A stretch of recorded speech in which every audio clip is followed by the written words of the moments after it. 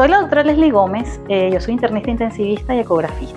El día de hoy vamos a estar haciendo un webinar Focus TIRAP, para evaluar la patología nodular tiroidea. Para esta evaluación y el uso del Focus TIRAP, ¿verdad?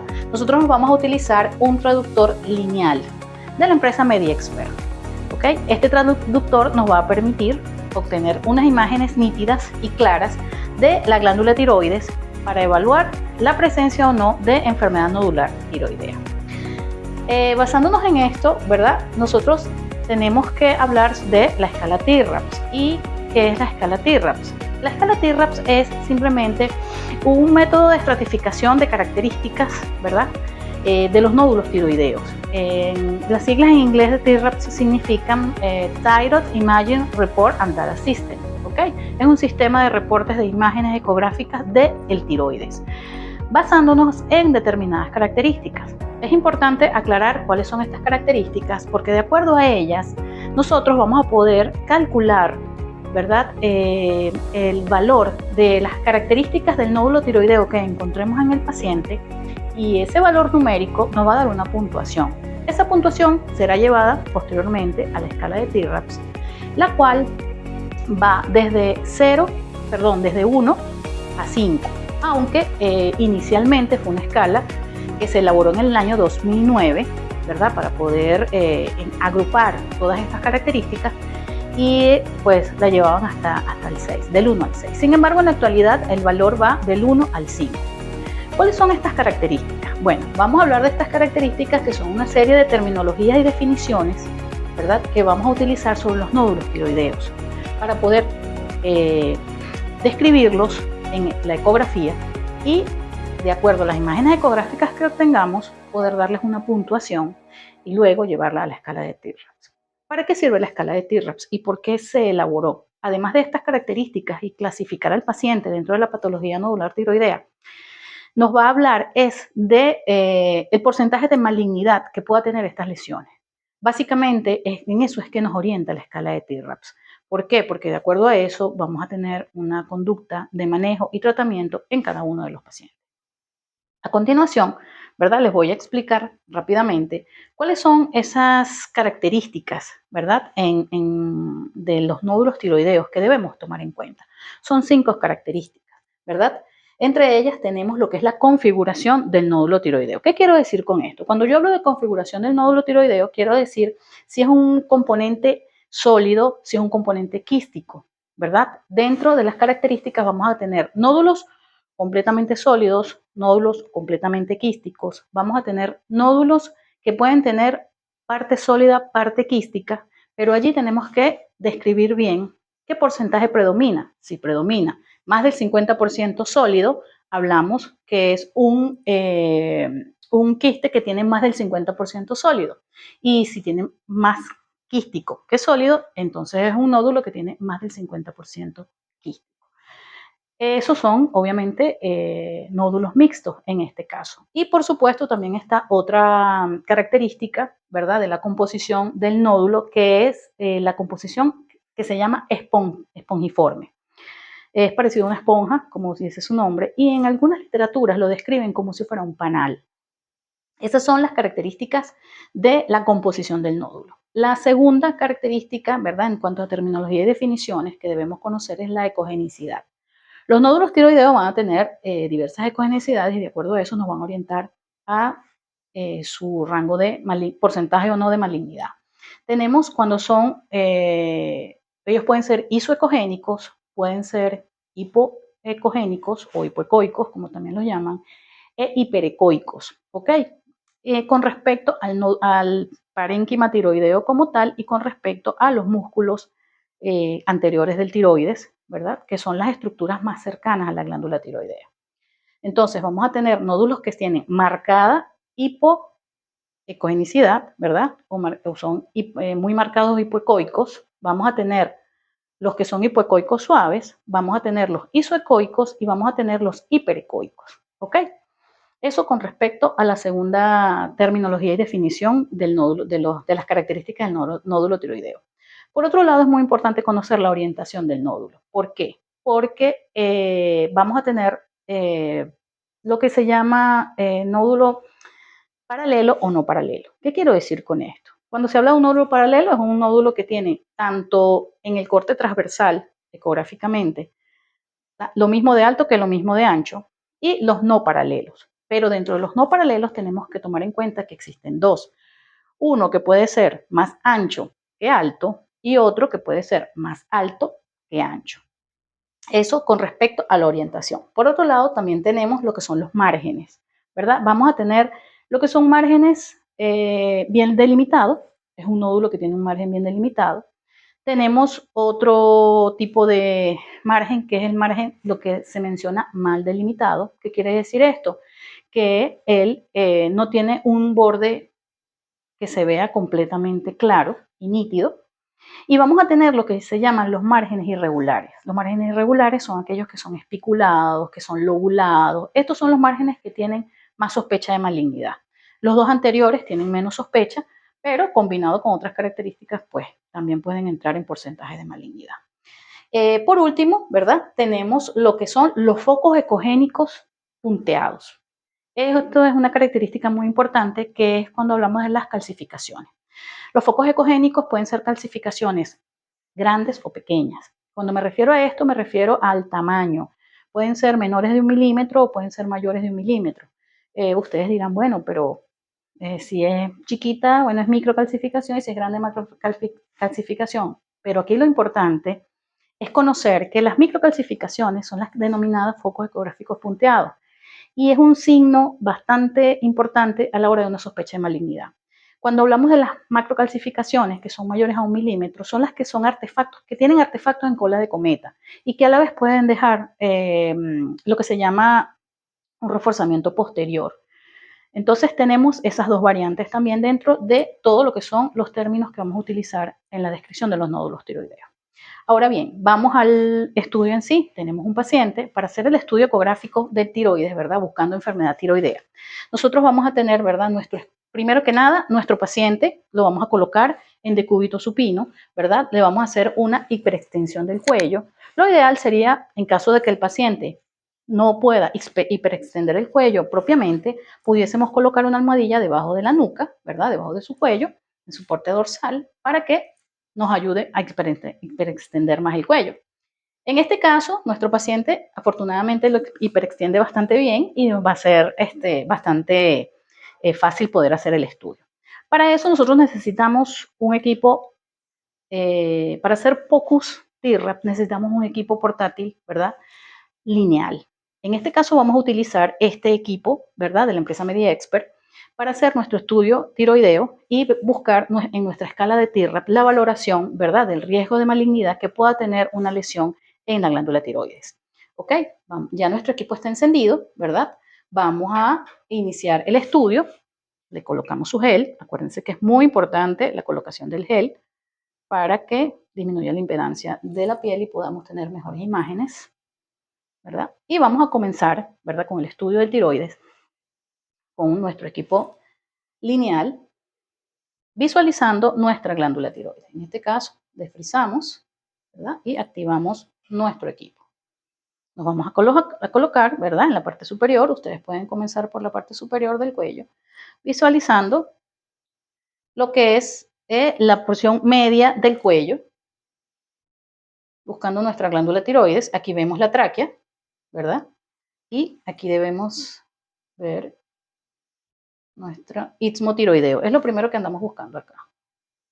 Ok, aquí lo tenemos. Fíjense la nitidez que nos aporta este equipo, ¿verdad? Donde aquí, voy a frizar brevemente, visualizamos el istmo tiroideo completo. Entonces, aquí podemos apreciar, ¿verdad? La glándula tiroides.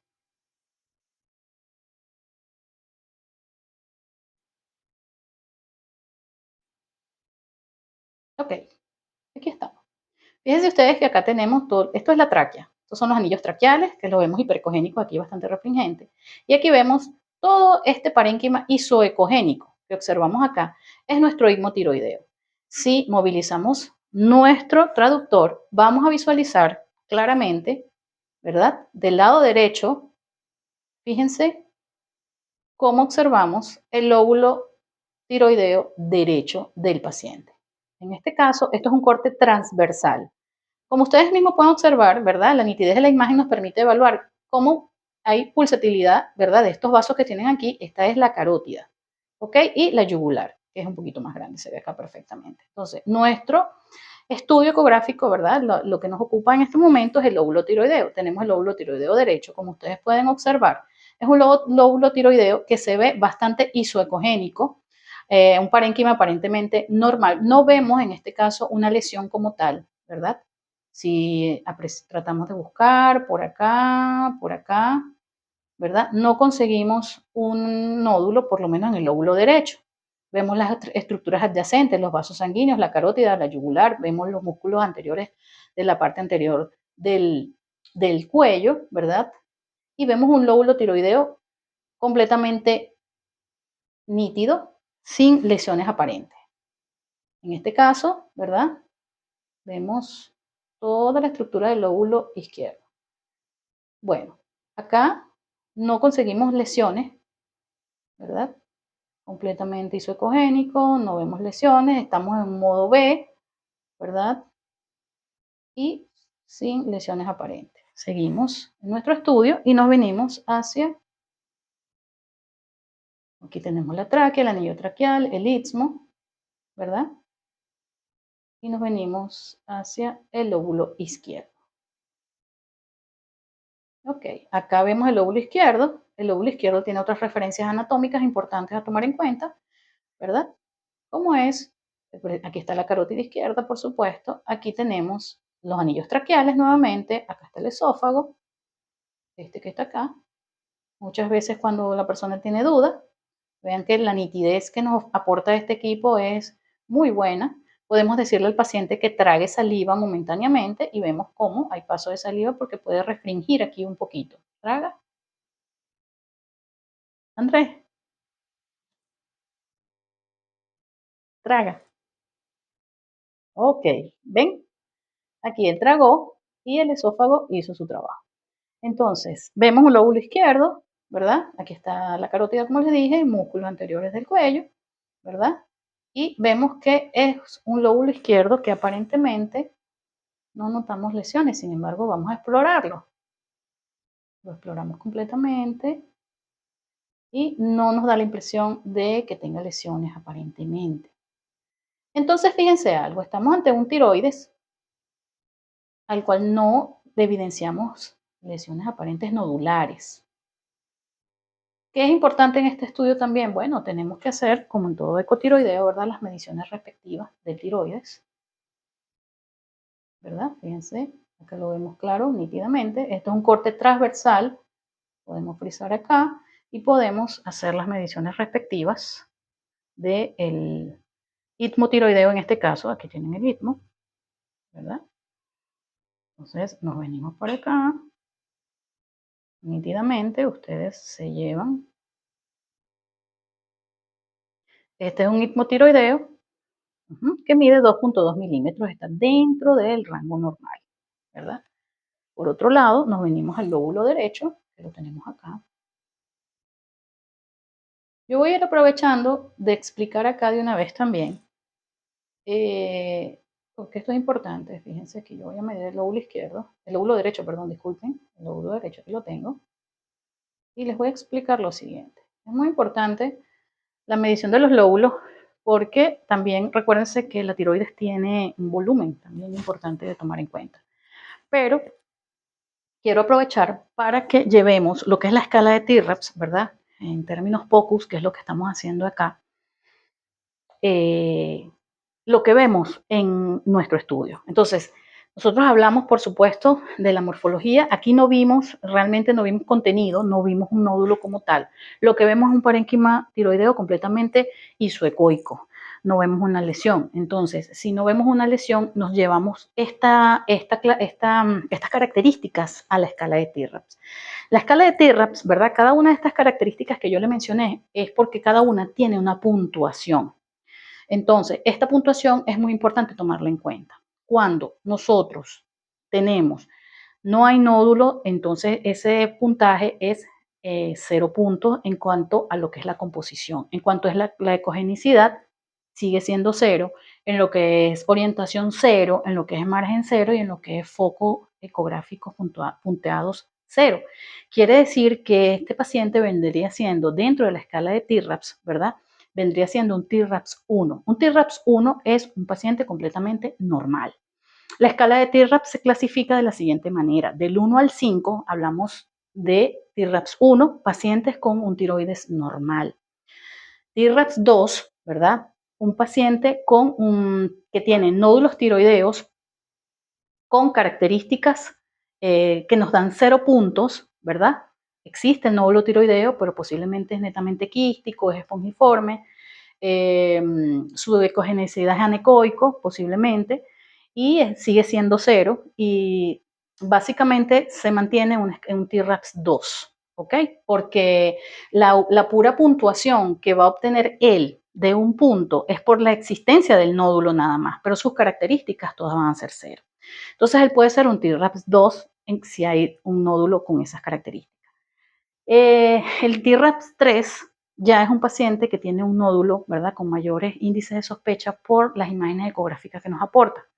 El TRAPS 3 nos puede dar nódulos más sólidos que quísticos, nos puede dar nódulos que tengan los márgenes, algunos definidos o mal definidos, nos puede dar nódulos que tengan posiblemente focos ecogénicos puntuados, pero de aspecto benigno, ¿verdad? Como pueden ser las macrocalcificaciones con colas de cometa. Y pasa a ser una puntuación mayor que va de 2 a 3 puntos. Después tener el TRAPS 4, ¿verdad? Un TRAPS 4 va a tener ya más características de sospecha de malignidad, va a tener una puntuación, ya no es solo quístico, puede ser sólido, puede tener bordes irregulares, puede tener márgenes sospechosos espiculados, su ecogenicidad puede ser isoecogénica o hipoecogénica leve. Mientras más hipoecogénico es el nódulo, más características malignas tiene, más sospecha de malignidad. Y le puede dar una puntuación hasta 4 puntos, es un TRAPS 4. Y por último, el TRAPS 5 es un nódulo completamente sospechoso de malignidad, es un TRAPS que es sólido, es con los bordes que pueden ser lobulados, pueden ser espiculados, que son hipoecogénicos acentuados, marcadamente hipoecogénicos, con un tamaño que puede ser más alto que ancho, que es otra de las características malignas, y que nos da un TRAPS 5. ¿Ok? En este caso podemos hablar de que él es un TRAPS 1, por todo lo antes descrito. Pero es muy importante siempre tomar en cuenta todas estas características. Algo importante de hacer notar es la evolución del TRAPS, ¿verdad? Durante los años. Él apareció en el 2009, ¿verdad? Posteriormente fue revisado y mantuvieron la clasificación en el 2011. Luego la Asociación Americana de Tiroides, de Imágenes Tiroideas, de Radiología Tiroidea, decidió hacer una revisión también en el 2016, la cual fue la que estuvo presente y ha estado presente hasta la actualidad. Sin embargo, la Escuela Europea también hicieron evaluaciones del TRAPS para el 2016 y los cambios fueron mínimos entre una escuela, entre la americana y la europea. Y hasta el 2020, ¿verdad? La Asociación Coreana de Imágenes en Tiroides, ¿verdad? Los asiáticos también hicieron una evaluación, una revisión de estas clasificaciones que existían anteriormente, tanto la americana como la europea, para llegar a un consenso y decidir realmente con qué TRAPS trabajar.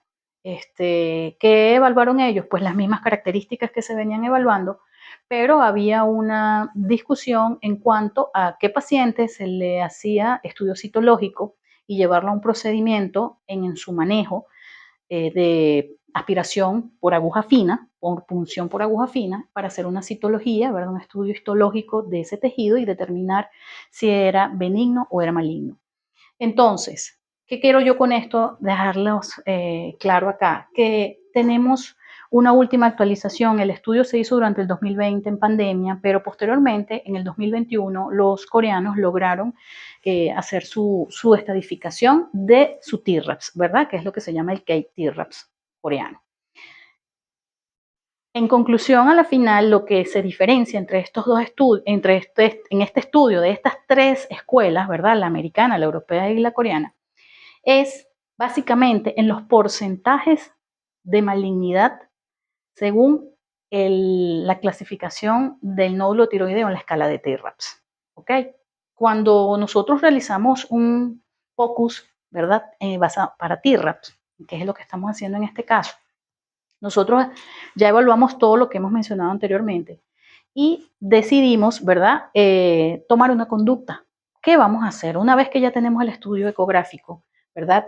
Sabiendo también que una de las principales métodos para estudio y diagnóstico y manejo y seguimiento de los pacientes con enfermedad nodular tiroidea es precisamente los estudios ecográficos. La ecografía lleva la batuta en estos casos. Sin embargo, pues evidentemente en el manejo del paciente se apoyan con otros estudios de imágenes como la tomografía axial computarizada. Pero la ecografía sigue siendo de mejor valor con respecto a la escala de TRAPS. Bueno, le comentaba que la diferencia de ellos tres es básicamente los porcentajes de malignidad que nos da la escala de TRAPS para cada escuela.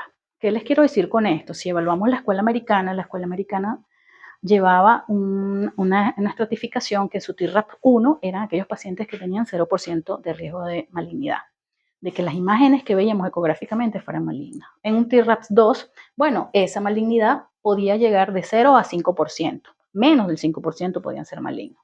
Un TRAPS 3 iba del 5 al 10. Un TRAPS 4, ¿verdad? Ya iba de 10 a 25, de 25 a 40, de 40 a 80. Y un TRAPS 5 por encima de 80-85% de malignidad.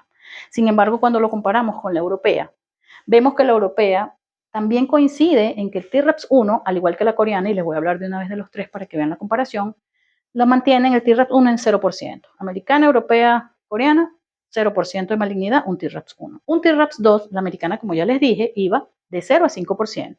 La europea la mantiene en 0% y la coreana la lleva de 1% hasta 3%.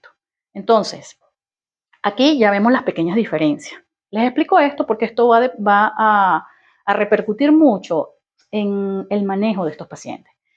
El TRAPS 3, como les dije, la escuela americana era de 5 a 10%, la europea cambia de 2 a 4%, o sea, minimiza ese porcentaje. Los europeos consideran que el que esté en un TRAPS 3, ¿verdad? Su porcentaje de malignidad baja.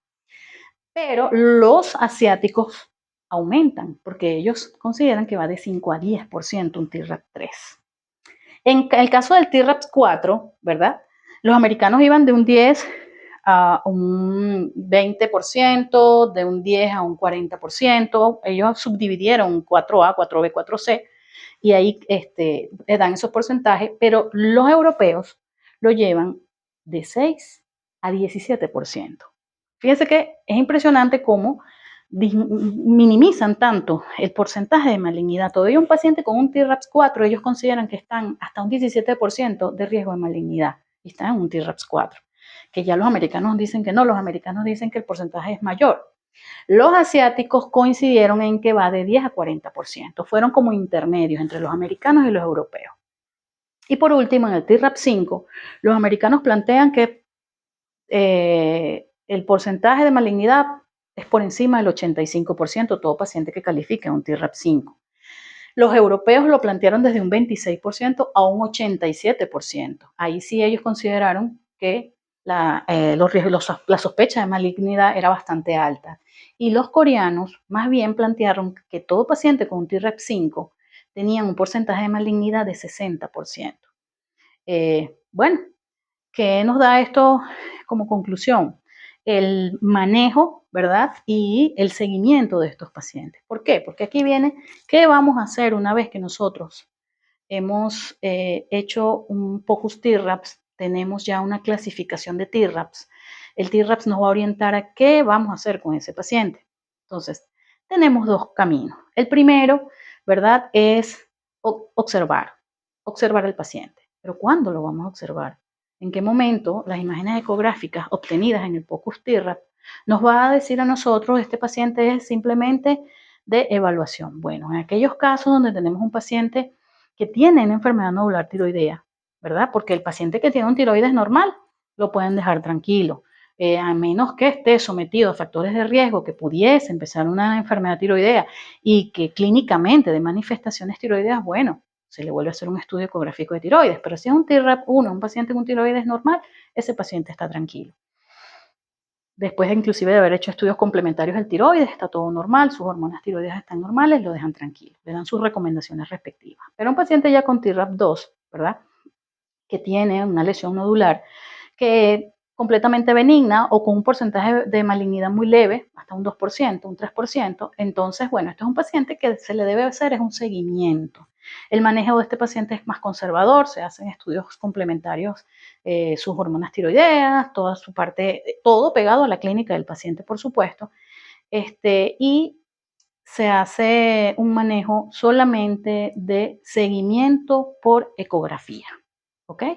Estos son pacientes que usted le puede planificar una ecografía anual para ver el nivel de crecimiento de la lesión, para ver si creció o no creció, si se mantuvo igual, si cambió su morfología, si cambió su forma, sus márgenes, todo eso cambió.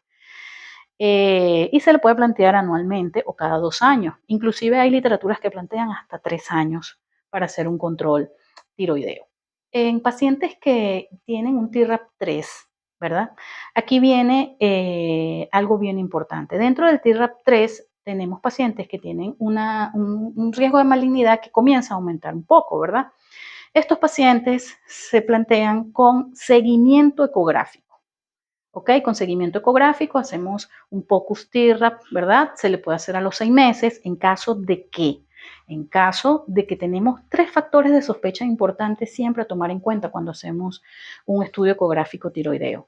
Uno, que son las 3 características, como quien dice, más importantes a tomar en cuenta. Uno, que son los focos ecográficos puntuados.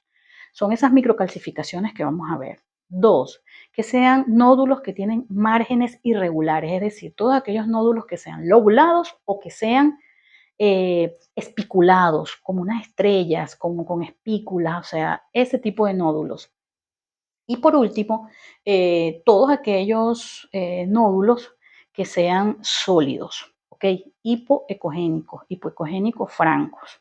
¿Ok? Esas 3 características son muy, muy cercanas a la malignidad y es por eso que las tenemos que tomar en cuenta. Entonces, cuando tenemos un TRAP3, si este paciente tiene una de estas características, lo tenemos que vigilar cada 6 meses por estudio de imagen. Pero a esto se le añade, ¿verdad?, otro adicional y es las otras características que no las podemos dejar de tomar en cuenta, es si es más alto que ancho, ¿verdad? Y el tamaño del nódulo. Para nosotros decidir ser invasivos en el manejo y en el estudio del nódulo tiroideo, tenemos que también evaluar el tamaño. Y aquí entra otro detalle importante cuando hacemos un estudio de imágenes en la enfermedad nodular tiroidea, y es el tamaño del nódulo. Aquí también varía un poco entre la escuela americana, la escuela europea y la escuela y los coreanos en cuanto al tamaño del nódulo y qué hacer. La escuela americana plantea que un nódulo mayor de 1 centímetro o lo que es lo mismo 10 milímetros, ¿verdad? Debe ser estudiado o debe ser estudiado, debe ser evaluado de cerca. Entonces este es un paciente que tiene que hacerse un seguimiento cada 6 meses. Ahora bien, si tenemos un nódulo mayor de 2 centímetros o 20 milímetros en este caso, para la escuela americana, ellos plantean una punción por aspiración con aguja fina, o lo que es igual a una PAF. Para los europeos es si es igual o mayor a 1.5 centímetros o mayor o igual a 15 milímetros. Entonces, ese paciente se le debe hacer una punción. El tamaño va a tener una participación muy importante en la toma de decisiones del manejo del paciente. Los coreanos también plantean 1.5 centímetros o 15 milímetros. En un TRAPS 4, lo mismo. El TRAPS 4 es un paciente que con un nódulo TRAPS 4 mayor de 1.5, el paciente debe ir a punción por aguja fina y hacer su estudio histológico pertinente. ¿Ok? En el TRAPS 5, sin duda alguna, todos van a punción por aguja fina. Punción por aspiración por aguja fina o PAF. Entonces, aquí es importantísimo saber, ¿verdad?, el tamaño del nódulo, porque en el caso de los pacientes con TRAPS 5, ¿verdad?, que es un nódulo maligno con un alto porcentaje de malignidad, por encima del 80-85% en el caso de los americanos y 60% en el caso de los coreanos, ellos el tamaño lo toman en cuenta. ¿Por qué? Porque si es un TRAPS 5 y mide más de 0.5, lo biopsian. Hacen una punción por aspiración con aguja fina. Eso es algo que cambió porque los americanos decían que era con 1 centímetro o 10 milímetros. No, ya con 0,5 en adelante, ellos hacen punción por aspiración con aguja fina. De todo esto, quiero dejarles un mensaje bien importante, y es que el POCUS TRAPS, ¿verdad?, es un estudio que nos permite hacer al pie de cama del enfermo el estudio a través de equipos, ¿verdad?, portátiles, como en este caso el que estamos utilizando, que es un traductor lineal de la empresa MediExpert. Y eso nos permite evaluar más de cerca la enfermedad nodular tiroidea. Todo esto ha evolucionado en el tiempo, y el TRAPS ha evolucionado en el tiempo debido a que la primera escuela que hubo fue la americana, y los americanos eran bastante invasivos, y muchos de estos pacientes iban a punción por aspiración con aguja fina. Muchas de las biopsias salían positivas y muchas a veces salían negativas, a pesar de que la sensibilidad de la ecografía es bastante buena, bastante alta para los nódulos tiroideos. Ellos igual punzaban. Los europeos no estuvieron muy de acuerdo con esto, y por eso ellos decidieron hacer su propio TRAPS, como les comentaba, y ven por qué los cambios de porcentaje de malignidad. Quizá ellos punzan menos, quizá cuando revisamos estudios de ambas escuelas y ahora los asiáticos también, ellos lo que hacen es aprovecharse de la especificidad que es alta y del valor predictivo positivo que ofrece la ecografía en el estudio de la enfermedad nodular tiroidea. Eso permitió que en la actualidad son menos los pacientes que son sometidos a punciones por aspiración con aguja fina innecesarias, porque realmente sus características y su seguimiento es de patología nodular tiroidea benigna, con lo cual es un procedimiento menos invasivo y con una alta fiabilidad. Para terminar, los invito a que revisen la última actualización de lo que hicieron los coreanos. Realmente no es muchas las diferencias, pero vale la pena. Ellos en plena pandemia estuvieron haciendo estudios, revisando pacientes, y de verdad que la clasificación del TRAPS, del Korean TRAPS, pues bastante cercana a la americana, que es por la cual nosotros nos guiamos, y de verdad que aporta mucha información para el manejo de este tipo de patología. Espero que les haya sido útil, espero que haya sido de su agrado, y bueno, anímense, ¿verdad?, a hacer sus POCUS TRAPS.